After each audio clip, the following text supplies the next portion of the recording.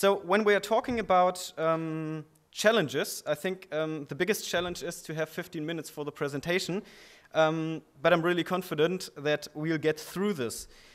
Let me please start with a potentially provocative statement. Don't try to be the expert for everything. You'll probably fail. I'm mentioning this because this is an important statement with respect to the selection of someone who wants to become a responsible person for accessibility in football.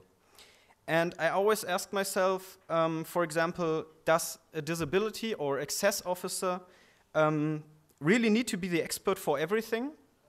Does he or she need to have a disability to make this job properly?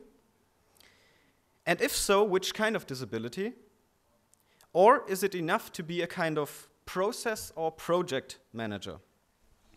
Please have this statement during my part of the presentation in mind, because this is the basis of my work at the DFL, or the German Bundesliga, concerning the topic accessibility, because I'm a project manager and unfortunately not an expert.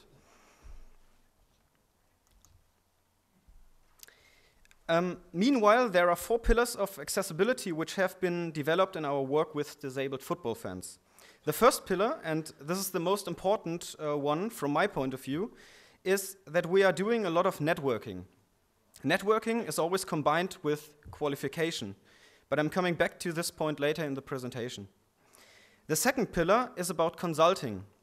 How can you give the clubs, for example, advice when a new stadium is going to be built or rebuilt? The third main focus is cooperation. This, of course, has something to do with the first pillar, networking. The fourth pillar is holism. This pillar has become more and more important, especially referring to the discussion about social inclusion.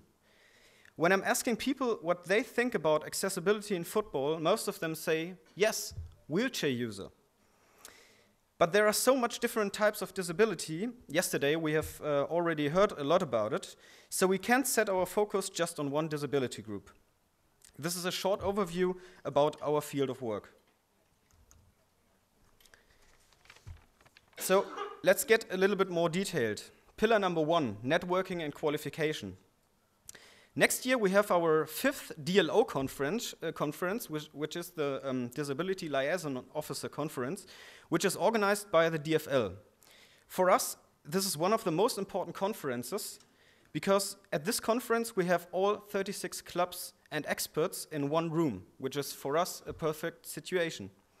So we, as the Professional Football Association in Germany, are providing a platform for all the expert groups to give them the chance for a professional exchange. This process is moderated by the DFL and the DLO Speakers Workshop. To make the communication between the DLOs and the DFL more easy and efficient, we established the DLO Speakers Workshop, which meets 3 times a year. This Speakers Workshop is also an interest representation in the direction of the DFL. This is quite a good thing for us. The keyword is channeling information. Besides these meetings and conferences, we also organize the qualification seminar for the commentators of the visually impaired spectators in very close cooperation with the fan club Seehunde, who are the experts for the needs of visually impaired spectators. This seminar is moderated by a scientist from University of Hamburg who is writing his doctoral thesis about the live commentary service. These are 3 examples about what we are doing for networking and qualification. Besides these measures, we are currently planning to expand this area, for example, by developing seminars for the disability liaison officers. But this is something which maybe comes in the near future. We have to discuss about it on our next DLO conference in March 2012. The next pillar is about consulting. Regarding the topic consulting, we have 2 different infrastructural parts. Because I'm not a construction engineer, it's really difficult for me to give the clubs advice what to do when, for example, a new stadium is planned to be built. The solution for this problem is that we founded a working group consisting of experts of the BBAG, Fan Club Seehunde, deaf fan clubs, stadium managers, etc. This working group was moderated by the DFL, and the result of this working group was the brochure, this one, Recommendations for Accessibility in Stadiums. This recommendation was, for example, used by the construction of the newly built stadium in Mainz. And of course, we have on-site meetings at the stadiums as well. On the other hand, there is the personal infrastructure. Since this season, we have committed a reliable guideline for our clubs. Now, the DLO, the Disability Liaison Officer, is part of the licensing statute of the DFL. And thereby, it's guaranteed that every club in Bundesliga and second Bundesliga has to designate a DLO in their club. But I have to mention that this kind of compulsion strategy is not our main approach, but I'm coming back to this point later. The next pillar is cooperation. I've already mentioned some of our very important partners of the DFL. Without them, everything we have developed in the last years would have been completely impossible. Our main objective regarding this cooperation is to learn from the experts. We are working together with the BBAG, which is the nationwide organization of disabled spectators in Germany. We're working together with the fan club Seehunde, who are our experts in matters of visually impaired fans. And we're collaborating with deaf football fans. And of course, we all have common goals. The first goal is creating synergies by providing different networks and as a result, different expertise.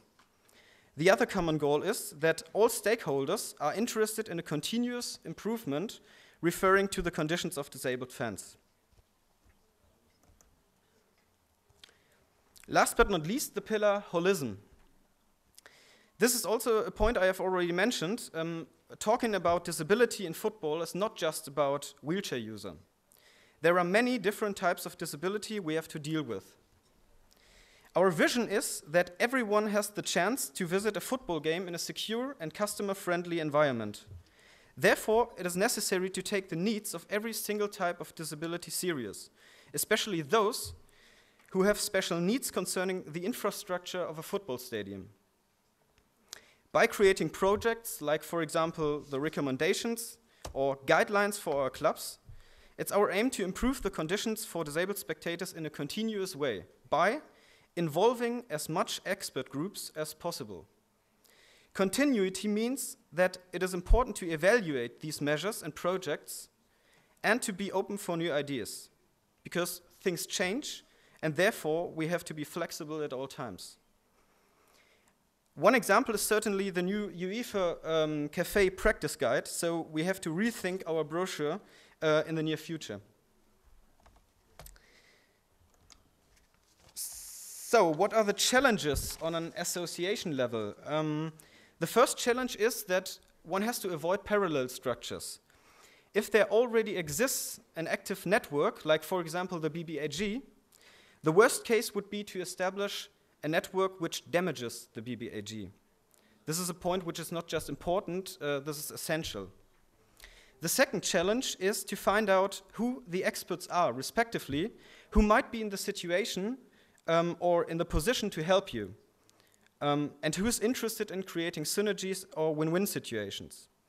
After that, you can activate networks by organizing conferences and meetings with these expert groups.